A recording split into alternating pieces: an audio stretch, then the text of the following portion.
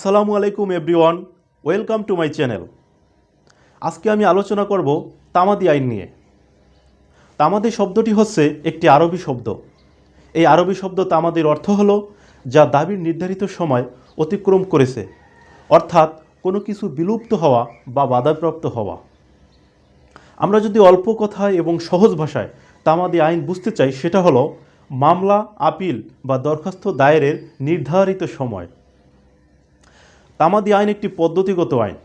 1859 সালে প্রথম তামাদি আইন প্রণয়ন করা হয় এবং 1862 সালে তা কার্যকর করা হয়। পরবর্তীতে 1908 সালে বর্তমান তামাদি আইন প্রণয়ন করা হয় এবং যা 1909 সালের 1 জানুয়ারি থেকে কার্যকর করা হয়। এটি 9 নং আইন। তামাদি আইনে মোট ধারা আছে 32টি এবং মোট অনুচ্ছেদ 183টি, মোট তফসিল 3টি। প্রথম তফসিলে তামাদির মেয়াদ বর্ণনা করা আছে। তামাদি আইন সর্বশেষ সংশোধিত হয় 2004 সালে। 113 এবং 114 নং অনুচ্ছেদ সংশোধিত হয়। মামলা দায়েরের একটা নির্ধারিত সময় আছে। কোনো মামলা 6 বছর, আবার কোনো মামলা 12 বছরের মধ্যে দায়ের করতে হয়। একইভাবে আপিল ও বিভিন্ন দরখাস্ত দায়ের করার জন্যও একটা নির্দিষ্ট সময় আছে। তামাদি আইনের প্রথম তফসিলে উক্ত নির্ধারিত সময়সীমা বর্ণনা করা হয়েছে। প্রথম তফসিলে উল্লিখিত সময়সীমা অতিক্রম হয়ে গেলে আর মামলা, আপিল বা দরখাস্ত দায়ের করা যায় না। এই আইন বিভিন্ন মামলা, আপিল এবং দরখাস্ত দায়েরের তামাদি বর্ণনা করে।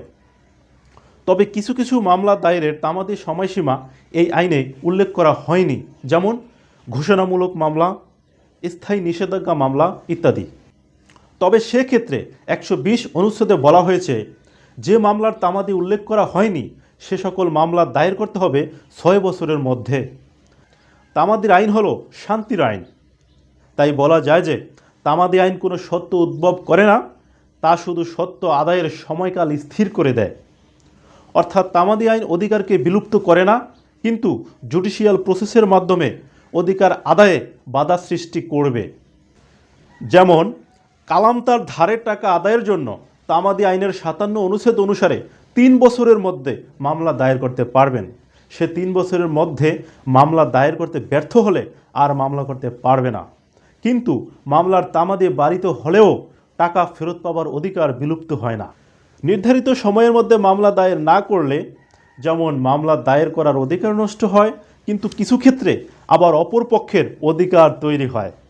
যেমন 28 ধারা অনুসারে দখল সত্ত্ব তৈরি হতে পারে। তামাদি আইনের বাকি ধারা এবং অন্যান্য বিষয় নিয়ে পরবর্তীতে আরেকটা ভিডিওতে আলোচনা করা হবে। সে পর্যন্ত সকলে ভালো থাকবেন, সুস্থ থাকবেন। আল্লাহ হাফেজ।